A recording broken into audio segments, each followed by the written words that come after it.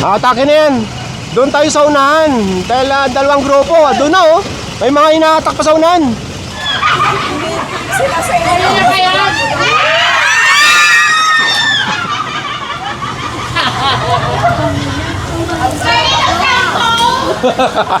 Kaya pala humingi ng cellphone.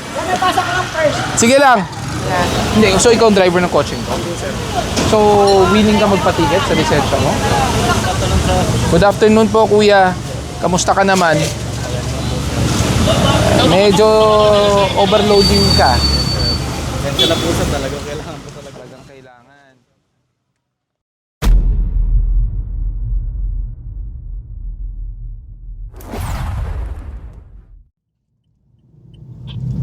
Doktor, may mga formil. Boss, gumalawa na kami ulit yung veritas. Hintayin mo yung tropa, mahaba tayo. May inaatak na dito sa unahan. Dalawa.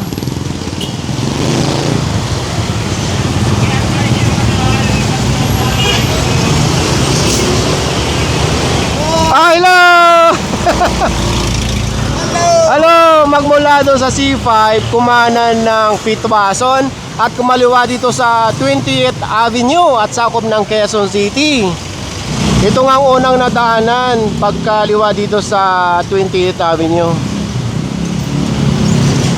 Itong sinasagawang clearing operation ngayong araw ay joint operation ng SETED ng MMDA. At yung SETED, nagkaroon na sila ng clearing operation sa barangay na pupuntahan natin ngayon dahil yun ay mga inireklamo regarding sa illegal parking. So ito ay follow-up operation sa nasabing barangay na pupuntahan natin.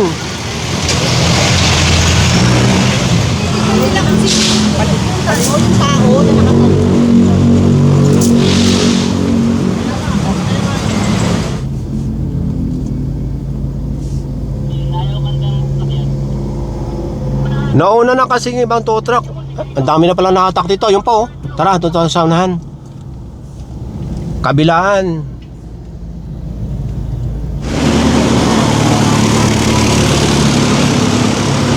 Magmula dito sa may 20th Avenue, kakaliwa dito sa Kalantiaw.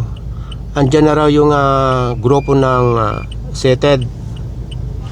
Ang ibig sabihin ng SETED ay Central Traffic Enforcer Division. May hinahatak na yata dito.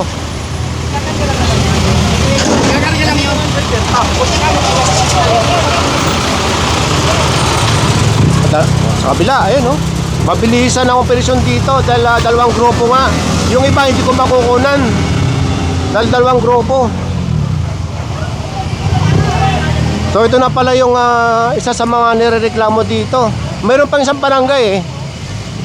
Andito pala si Sir Roel.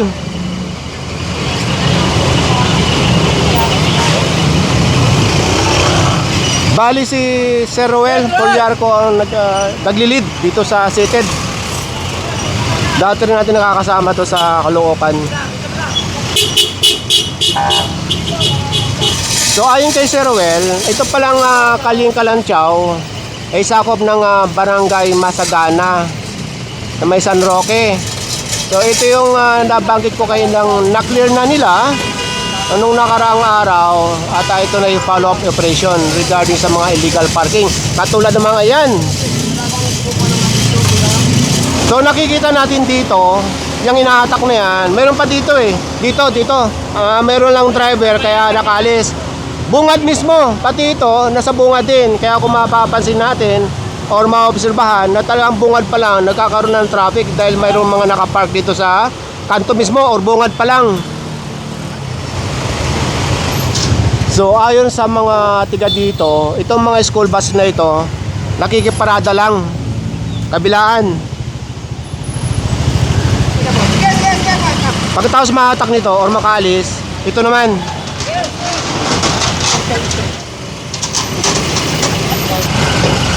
Atake na yan. Doon tayo sa unahan. Dahil dalawang grupo. Doon na oh. May mga inaatak pa sa unahan. May mga kasama rin tayong kapulisan at ayon dito sa SETED, sabi ko nung nakarang araw nag-clearing sila, kahapon lang pala, ito nagbalikan. Hindi lang dito dire-diretso tayo hanggang doon. Ito sinasabi ko na na marami pang hinahatak dito sa unahan. Naririnig ko sa radyo.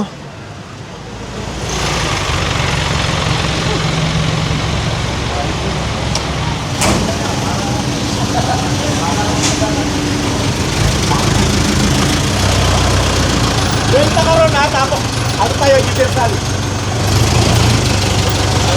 Jangan.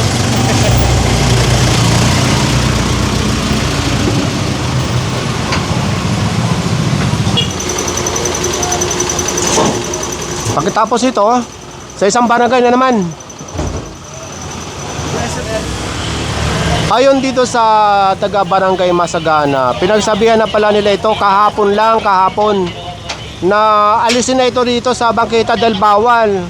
Pero hanggang ngayon, hindi pa nila inaalis at ito, nahatak na. Abante mo, dandahan lang Tingnan nyo yung pinanggalingan natin, lumiwanag. Ito pala yung barangay San Roque. Nasabi ko kayo, nasa kopya ng barangay Masagana. Ito pala yung barangay Masagana. Wala na rin yung mga nakapark dyan, ubos na. So bali sa loob lang ng 30 minutes 14 ang nahatak sa barangay San Roque at barangay Masagana. Ito na yung barangay ng San Roque. So after natin sa Calasiao, tumawid lang dito sa may 19th Avenue. So start na rito, malapit pa lang sa barangay. Start na ang clearing dito.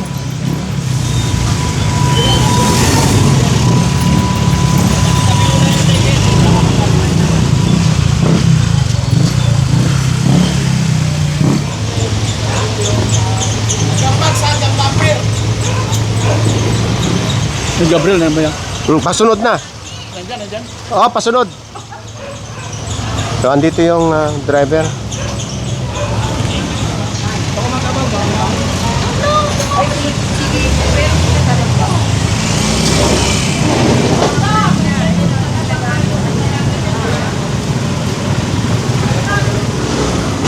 Itong mga sasakyan na ito, maski hindi ito kasama sa complaint, ito lang nasa corner. Kaya tinitikitan at posibleng mahatak. Meron palang one side parking dito. Yung mga nasa kaliwa, yung mga nasa kanan lang yung mga matitikitan at posibleng mahatak.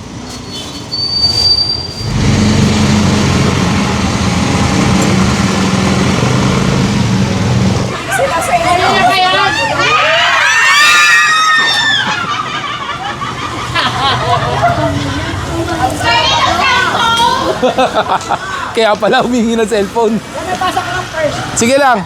Tapusin natin muna. Nasa- Ito si Sir Gab. Sino po ba yan? May-ari po ng kotse. Sige. Pwede na po. Alin pong kotse ba? Yung Civic? Bakit nasa kanto po? Kaya ano yun po kasi hindi wala po yung kotse. Wala ring driver. Opo, hindi na po yung driver isa. Ayun lang. Kasama po. Yes po. Ito lang. Naririnig kita. Nakirinig po kita.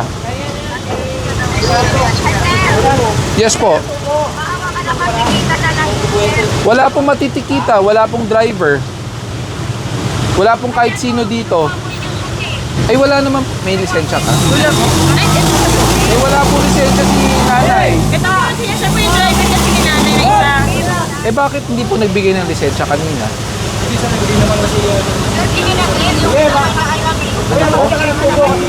naman hiningi sa akin. Hindi, kasi sa iyo ba yung kotse? Hindi po. Driver po kasi siya. Driver ka nito? Oh, hindi, driver po siya ng pamilya nila. Hindi, so ikaw ang driver ng kotse ko? So, willing ka magpatiket sa lisensya mo? Titikitan na lang daw sa Edwin sa lisensya Ayaw niya. po. Ayaw po ng driver. Kung babayaran nyo naman daw, okay lang daw. Walang record na. Oh, sige, okay lang daw. Hindi po ganun Oy, yun. May record ka. bayaran na lang daw nila nanay. Titikitan ka na lang daw. Wala, Patikit na lang daw. dapat kanina nyo pa po ginawa. Eh, hindi ka, tinawagan ko lang ako eh. Wala rin naman pala yung susi, hindi rin maaalis. Wala din daw yung susi, hindi daw din maaalis. Ma'am, wait lang ha. Huwag na po tayo mag-aksaya po ng panahon kasi ganito po ang mangyayari dyan. Unang-una, kayo po ay naka-illegal park sa kanto. So ngayon ang tanong Ayan na po, po, ayan na po yung driver, sir. hindi po. Archie, Eh ano po ba? sa kanya po yun. Eh umalis. Archie, tawag ka. Wala na, boss. Kukunin daw. Toad na po yan. Ayun na si Archie, oh. Ito na si Archie. Ma'am, wag niyo mo munang pagpipilitan kung ano po gusto niya mangyari dahil may sinusunod po tayong batas. Ah, Ngayon po, kung lumagpas po ng 5 minuto, wala pong driver. Matotoo po talaga ito.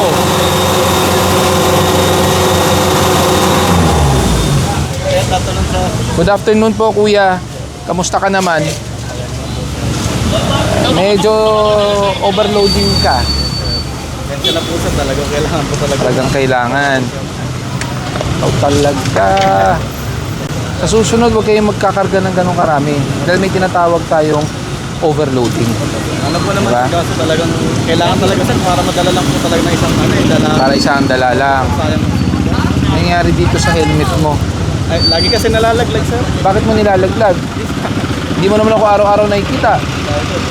Tanggalin mo nga yan. Grabe naman tong helmet na to. Gaano katagal na to? Siguro 3 taon sir. 3 taon. Araw-araw ito gamit mo. Alam mo ba ang helmet may expiration? Pag ginamit mo yan araw-araw, mga 3 to 4 years, nag-expire na yan. Ibig sabihin, yung mga rubber, yung mga tela sa loob, nagiging marupok. So ngayon, pag ikaw, for example, nahulog, baka mamaya hindi ka maproteksyonan nito. Tulad naman itong visor na to. Okay na ba? Sirahin ko na? Okay sir. Tapos puro kalawang na. Binili mo ba to? Yes sir. Magkano bili mo? Ano lang sir? 500 sir. 500 Sa ano sir? Kaya po sir. sa Quiapo. Dapat maayos ang helmet mo dahil ano ka ba? Full-time delivery? Ano sir? Lazada po. Lazada. Taga saan ka? Taga dito lang din sir. Taga dyan lang. Hintay ko lang yung asawa ko din. Tapos isasakay mo rin. Ay hindi sir. Ano po? Papunta po kami ng San Juan sir. Sa Greenwich po kasi. Okay. Ayoko na tong helmet na to. Bigyan mo nga ng bago. Okay sir. Thank you sir.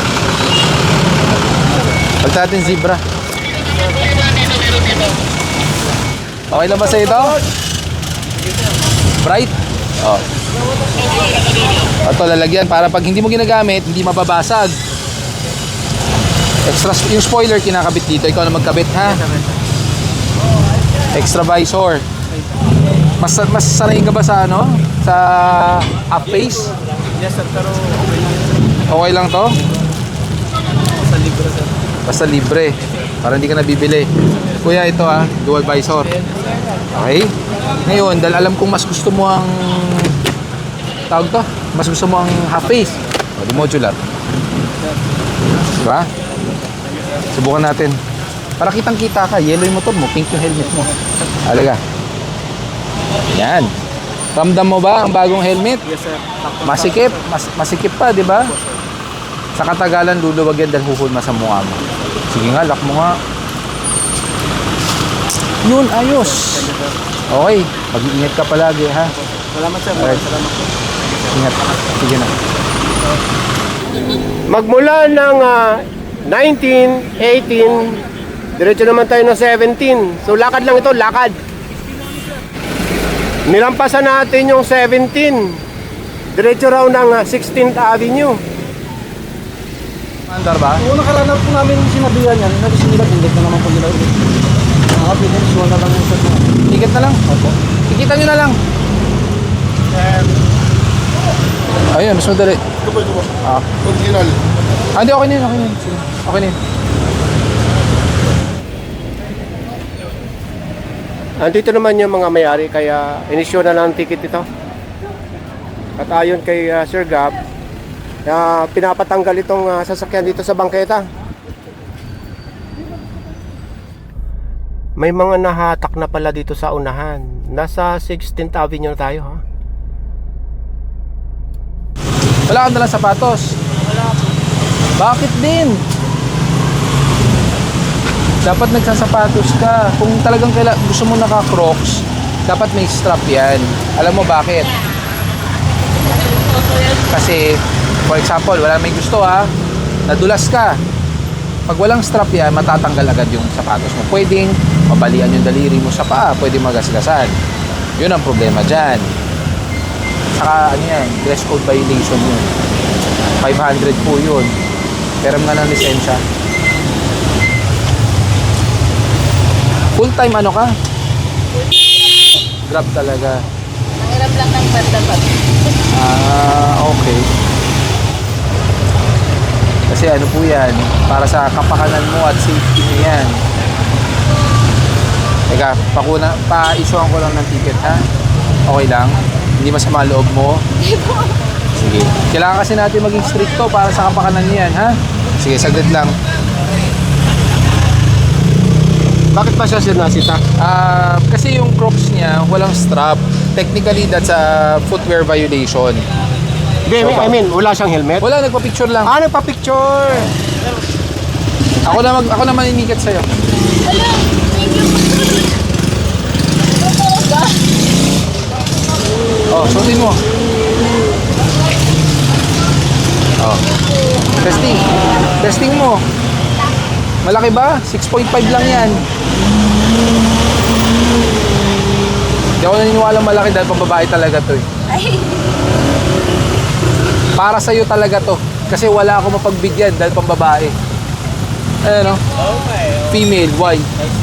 Oo. medya. Sakto ang dadaan sa mama mo. Oh, ano? Ay, thank you po. Oh, di ba? Magmedyas ka. Sabi sa'yo eh. Tinadhana para sa'yo.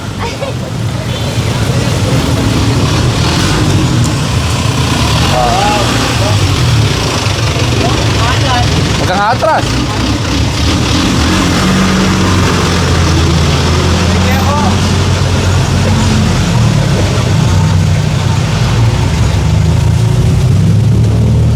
O, di ba?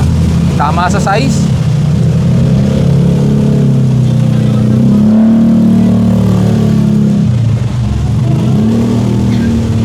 Ano? Okay yung size? Okay po. Sakto lang. Sakto, di ba? Sabi sa'yo eh. Kailangan mo ng box. Wag na. O, sige. Yung lisensya kailangan mo? Umuwi ka na. Mag-iingat ka, ha? Sige. Para sa kanya talaga eh. Naiisang pambabae lang yan eh. Bagay na bagay sa kanya eh. Ingat ka, ha?